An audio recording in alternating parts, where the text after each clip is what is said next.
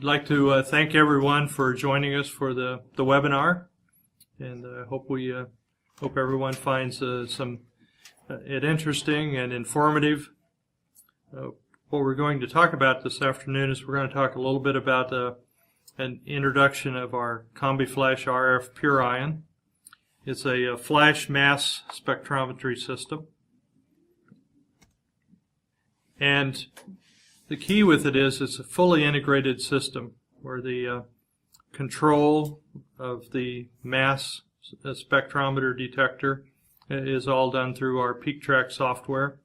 All of the mass spectral data is recorded and saved in a run file, just like the UV data is. And what it really provides is it provides the ability to do mass-directed purification.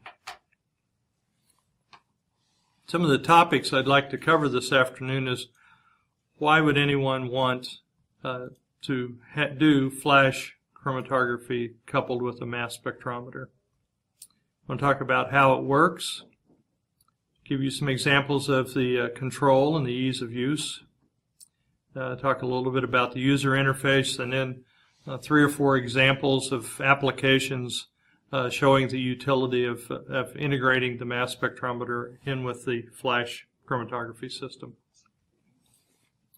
Well, first of all, let's talk about why flash mass. The obvious reason is because you can get the molecular weight of the compound that's being eluted and purified. You can get some limited structural information from the mass spectra that's generated inside the mass spectrometer. It's really what we would call the ultimate in selectivity. By that, I'm mean that you could selectively collect peaks based upon the target mass ion that you program into the detector. And we'll get into that a little bit later. You have the visibility of seeing co-eluting contaminants. Normally in a UV trace, if your compounds co-elute, you might see a small blip on the tail or the front of the peak. But sometimes that co-elution is buried inside the peak and it looks like a single peak from a shape perspective, but it's really 2 compounds that co-elute. By using the mass spectrometer as a detector, you can actually see the mass shift as you see that contaminant show up inside the peak. This does allow you to move to another fraction collection tube and cut out that contaminant from some of your more pure fractions. The last thing is that it gives you mass confirmation of your collected fractions on the fly. Avoids you having to do offline TLC plates or workups post-purification, and use maybe a core lab facility to do your LC mass spec assays. Just a little bit of a comparison of what you can get from a mass spectrometer versus other flash detectors. Obviously UV, the response varies by compound and the wavelength that you've selected. Not all compounds can be detected by UV. If it's a saturated compound, there's no UV chromophore that exists. And at the same time, it's not selective from the standpoint that any compound that has a conjugation of double bonds that produces a UV signal in the wavelength that you're monitoring will be seen. And so therefore you cannot separate compounds based upon the UV and do very much of identification. You can do some, but not a significant extension. ELSD is another detector that's commonly used in in flash chromatography. It, as everyone probably knows, it measures the light scattered from semi and non-volatile particles that dry in the mobile phase through the evaporation during their travel down the drift tube in the ELSD. It makes it more universal because it doesn't require any UV absorption for detection. It gives you a nonlinear response. It's still not selective because it will detect any compound that has that will form a microparticle in the drift tube in the ELSD. The mass spectrometer, on the other hand, is applicable to what we would call a broad range of organic compounds. A lot of the people that work with mass spectrometry will say that probably 70 to 80% of the organic compounds that are known to exist today will produce a mass spectrometer response. It gives chromatographic data by confirming a compound's mass. And I've got a little note there that says no advantage if only using TIC, which is total ion count. In other words, if you're summing a series of masses together, you don't get any confirming mass value. So normally you would operate the mass spectrometer in a single ion mode or a narrow range of masses, and we'll show how simple that is to do in a few minutes. Obviously, because there are compounds that do not ionize, such as hydrocarbons, it's not a universal detector. Unfortunately, there's really no good universal detector for liquid chromatography or flash chromatography today. I think the important thing during our development process was what benefits this product would bring to our customers. And during our beta testings that sites that we performed at, these are kind of some of the benefits that they found. And first we talked about this was that you could determine the presence of a co-eluting impurity. That saves you some time because you can quickly determine that you're going to have to do additional purification needed, or that the solvent system that you selected for the purification was not appropriate, and it allows you to adjust that. You can collect over a mass range, so you can eliminate unwanted masses.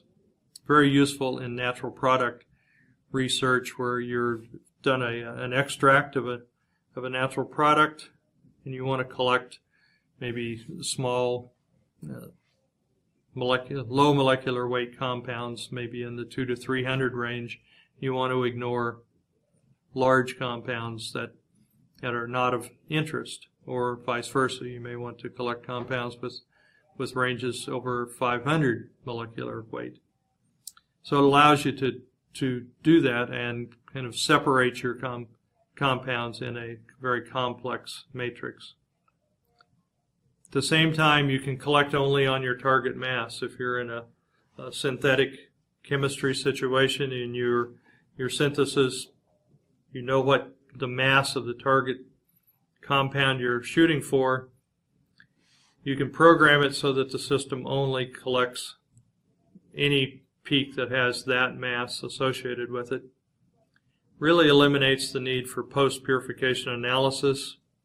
You don't have to do a TLC after the run to make sure that it is the product that you're looking for. You don't have to do post-run LCMS to verify that it is the mass that you're looking for. Doing those things really increases your throughput. If you're shooting for collecting only a target mass, you can shorten your run times because once that target compound has eluted, you can end the run and not complete the complete gradient purification run. That in turn lowers solvent consumptions and the associated costs with purchase and disposal.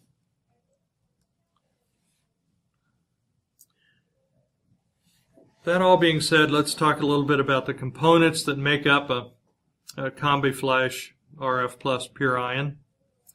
First of all, there's the CombiFlash RF Plus. There's the CombiFlash PurIon detection module.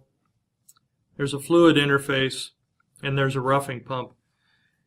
In the photo on your screen, you can see on the left side of the mass spectrometer this box, and in this box this is our fluid interface. We'll go into what it contains in just a few minutes, but it is really the actual heart of the system and the connection between the flash system and the mass spectrometer itself. I mentioned a roughing pump, and like almost all the LC mass specs on the market today, it requires an external roughing pump. That allows us to do a couple of things. We can pull a lower vacuum or a higher vacuum, depending upon which way you look at it. But it allows us to do not only ESI, but also APCI. The reason you need the roughing pump is, one, to get your vacuum down so that your turbo pump is protected. And the second reason for the roughing pump is because you have, doing APCI especially, you have quite a bit of nitrogen that needs to be removed during the first stage vacuum process.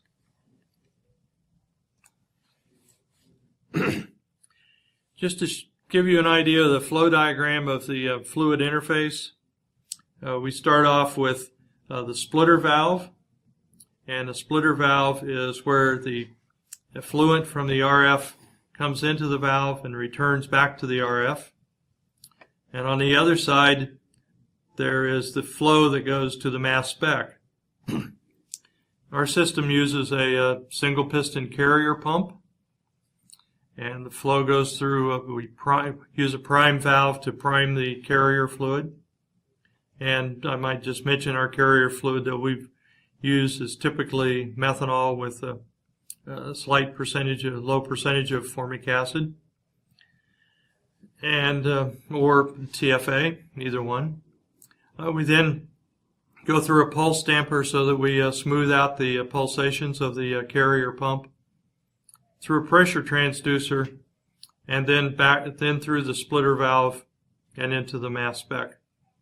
And the function of the splitter valve is it takes a small aliquot out of the flow stream and switches it to where it's in the flow stream of the carrier pump to the mass spec to carry the sample into the mass spec for analysis. So this splitter valve during operation is constantly switching back and forth. It splits out about 1/1000th of the flow in the RF to be used in mass spectrometry detection. Some of the options that are available to on the peak track side is the ability to determine whether you want a target mass to be detected or a mass range, and we talked about that a little bit earlier. The PurIon comes standard with a ESI or electrospray interface, or electrospray ionization, I should say. There is an option for APCI or atmospheric pressure chemical ionization. It's typically used for compounds where it's more difficult for the compound to be ionized. So I believe in most, probably 80% or more of the LC mass specs in use today use the electrospray ionization process. You can set the ionization to be an either positive or negative, so you can produce an M+1 or an M-1 ion, and that really depends upon your compound and its chemical structure, which one of those works best. In some of the newer HPLC mass spec systems, they automatically switch between positive and negative ionization. I just want to point out here that ours does not.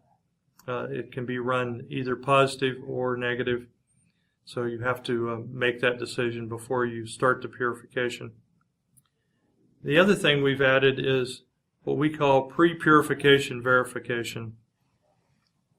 As we were developing the system, one of the things that we saw was that different carrier fluids and different additives such as formic acid and TFA produced different ions. And so sometimes you typically have your M+1 ion, but sometimes it'll add what are called addicts in the business. Sometimes it'll pick up methanol, so your molecular weight's not the M+1 that you would expect, but it's actually you have to add the molecular weight of methanol to the sample to get it to get the right molecular weight. And so what the pre-purification screen is used for is to verify that your compound ionizes and to verify what mass you should program into the detector for during the purification process. I mentioned control. I would say that our design goal was to really keep operations simple.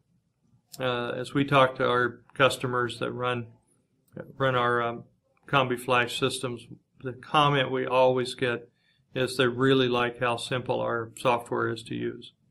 It takes a minimal amount of training, and most people can be up and running the system in 30 minutes to an hour. So mass spectrometry, when you look at it, is often perceived to be a very complex technology. If you look at if you're a true mass spectroscopist, there's all kinds of voltages, temperatures that can be set, and that varies detection. We've eliminated those. We've preset to what we feel are reasonable values, and because of that, it's a much simpler process. And I'll take you through the process of the pre-run and getting a run started. I also wanted to point out that our control, everything is done through our PeakTrack software.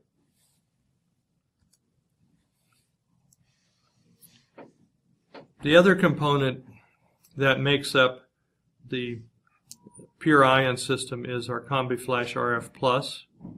This is a new product that's replacing the RF200.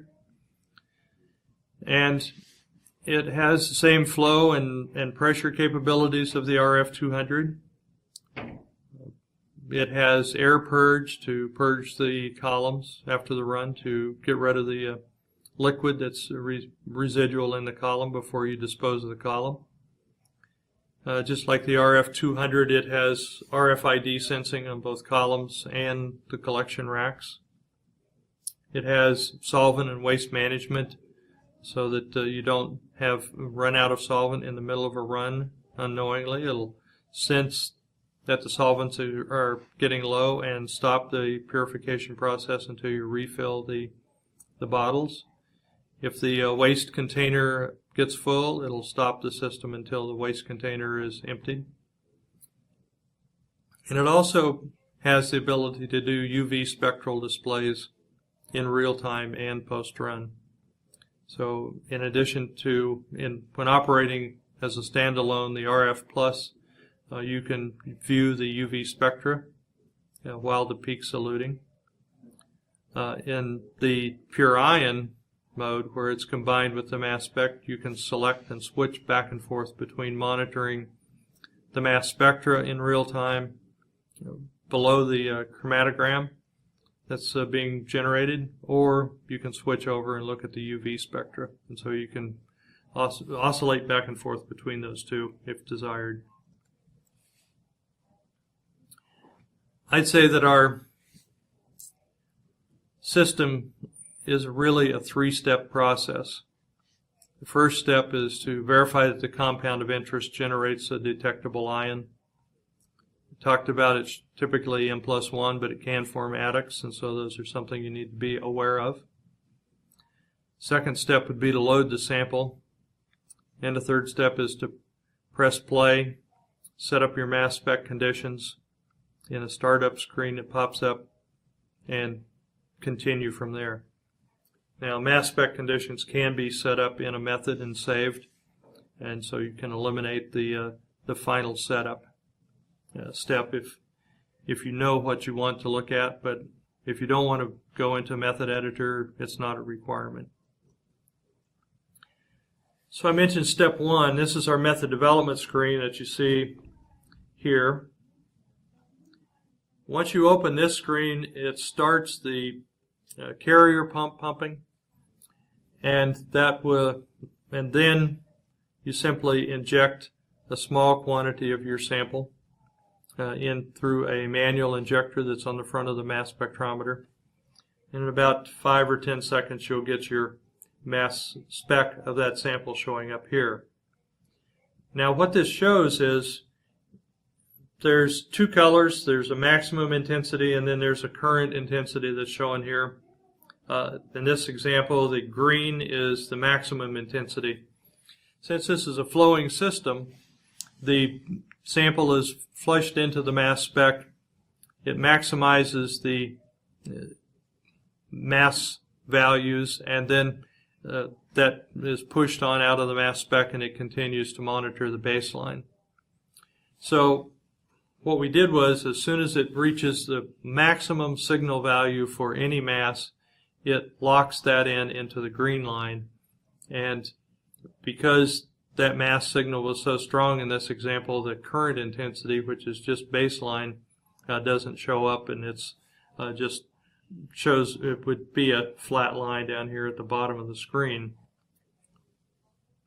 So in this screen, the other thing that we can do is we can set the starting mass and ending mass. So our mass range is anything from 50 Dalton to 1200 Dalton.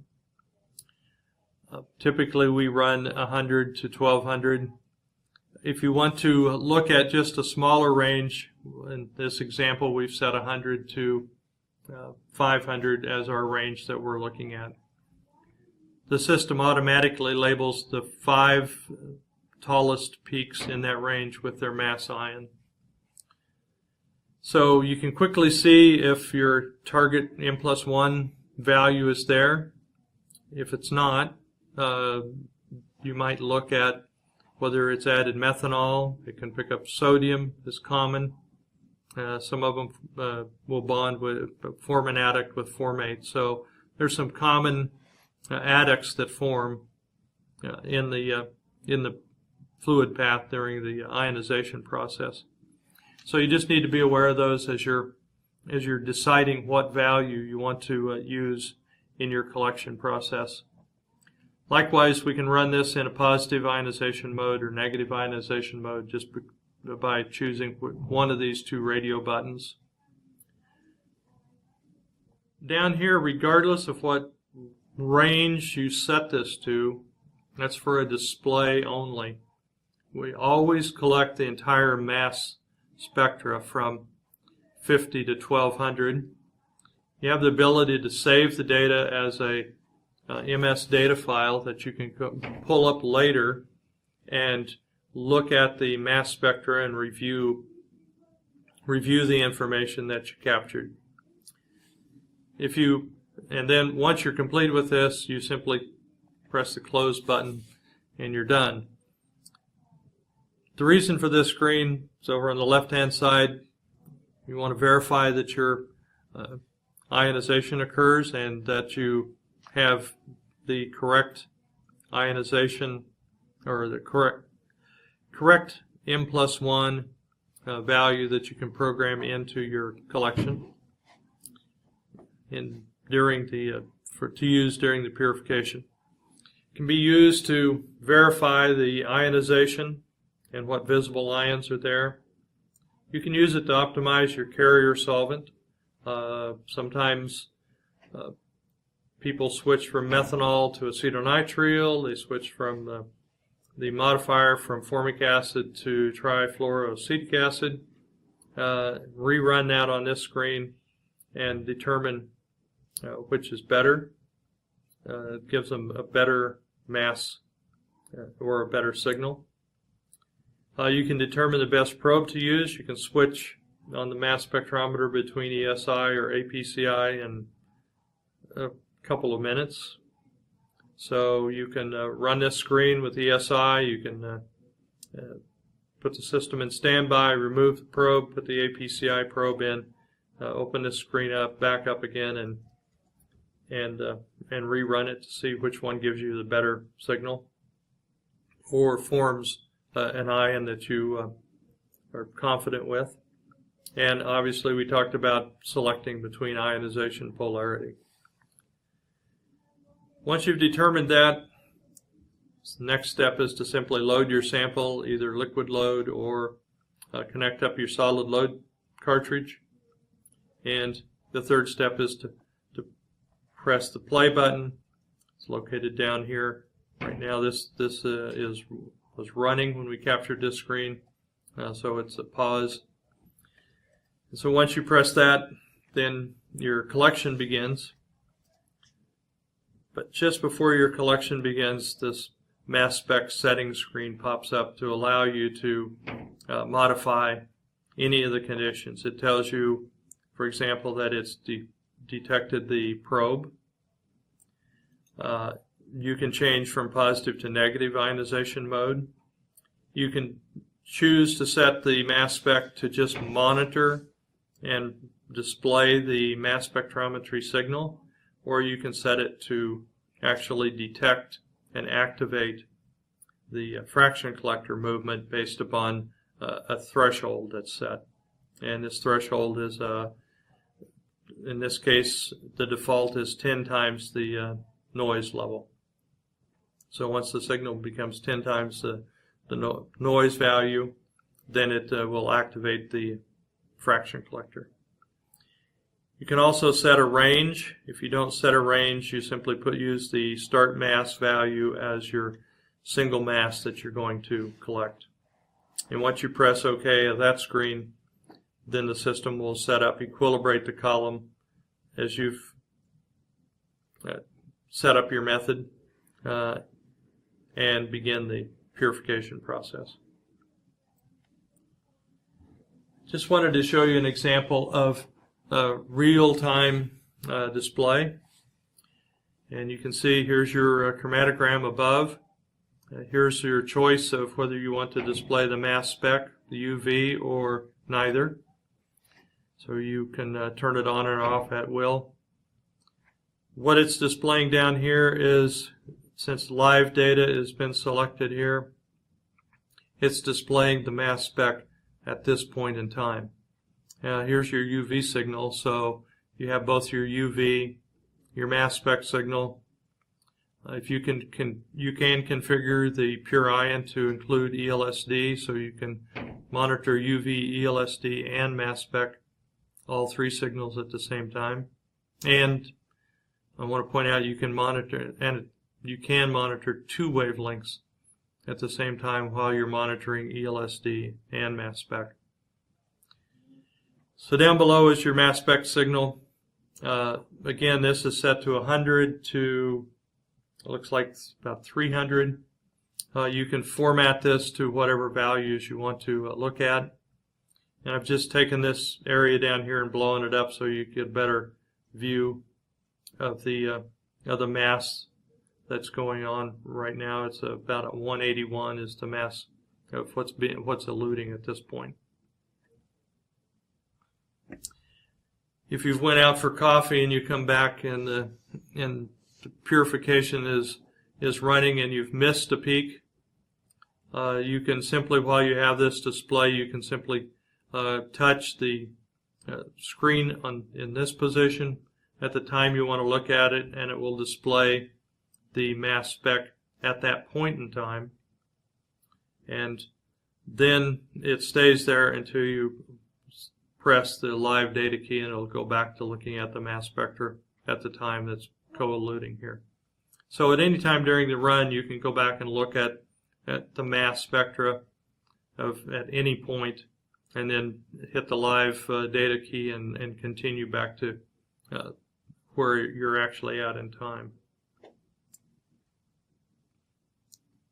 This is just another example of here's a peak. You might say that this is a bad peak shape. There's actually a peak here that co-elutes.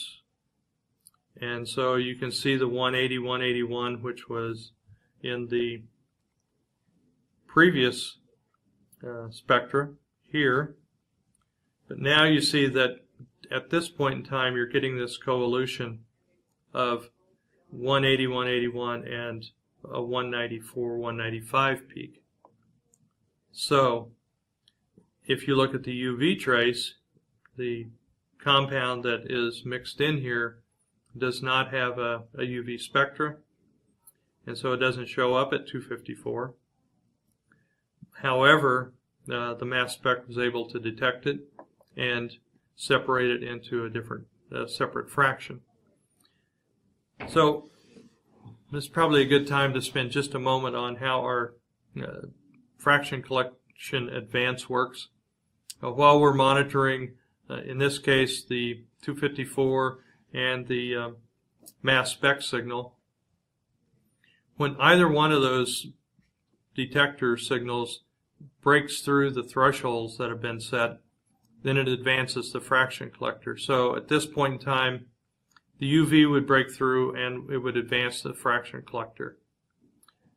And that would collect down to here. When the mass spec started seeing this peak form, that would advance the fraction collector again, even though the UV would say there's no peak there. So the two channels are totally independent of one another, and when either one sees a peak that's breaking through the threshold that's been set, it'll advance the fraction collector to the next tube. Post-run, just a quick example here. You can see that you've clicked in this position on the mass spec peak that shows up here, and it shows you the mass spec down here, and I've blown it up. And at the same point in time, if I switch over to UV, I can get my UV spectra showing at that point in time.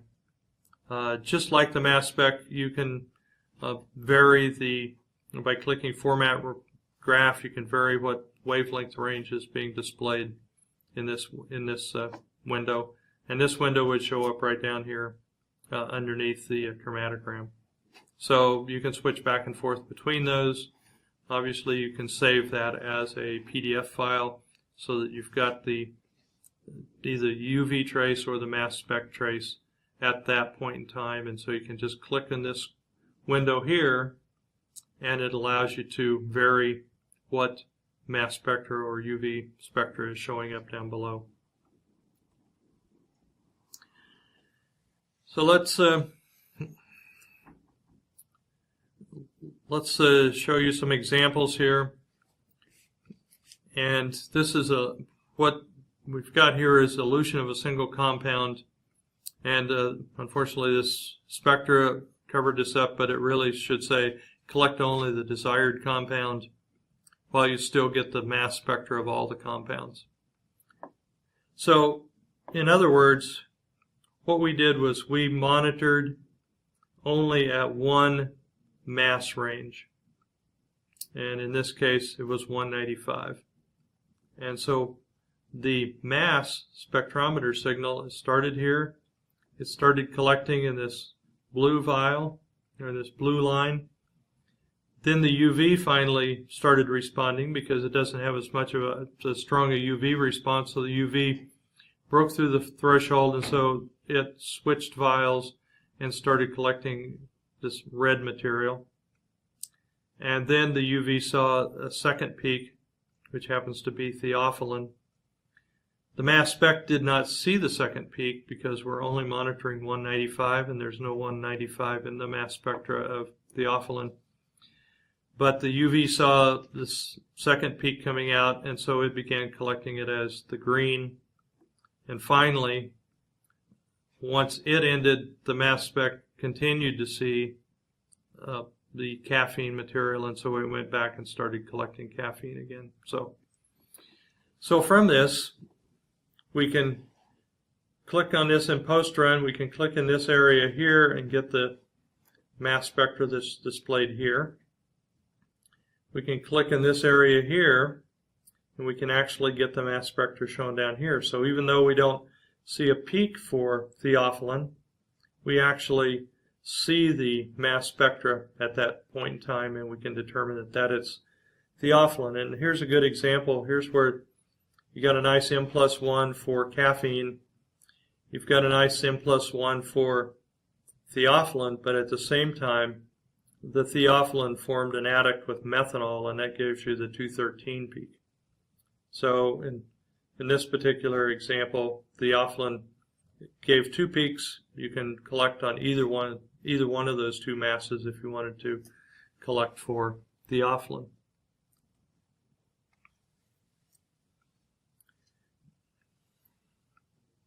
And this looks like it's just the same one repeated. Another example is to collect all compounds within a mass range. So what we did in this example, we collected both caffeine and theophylline because we looked at a mass range from 180 to 200. And so in this case, our mass spectra, which is difficult to see, but it's the green trace in the back, you can see where it went up for the caffeine peak, it came back down and started up again for the theophylline peak. And so we're looking at any response between 180 and 200 Dalton. And so that's what activated the mass spectra signal that you see in the background. So you could collect off the UV. We've got 2 different wavelengths we were monitoring on the UV, 254, 275. And then we've got the mass spectra signal here. And so in this case, all 3 of those wavelengths were driving the fraction collector based upon the signal and breaking through their threshold. Another example is where you might want to verify that your correct compound is collected. In this particular case, this is an example of an oxidation product that's formed, or a reaction that we've done here in Lincoln. And we were wanting our product. This was our desired compound here, 2 benzene rings with 2 amino groups, 1 on each end. This was an undesired compound. And what we found from this is when we ran this reaction, we were finding that we thought this large peak in the UV was our desired compound.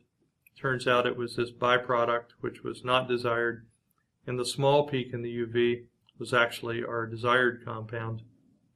But by using the mass spec for detection purposes, we're able to see that in real time, not worry about collecting this, collect these fractions here in the green, and evaporate them down and continue on with our work and ignore the other material, as well as not have to spend any time post-run re-verifying which one of these 2 peaks was our actual material.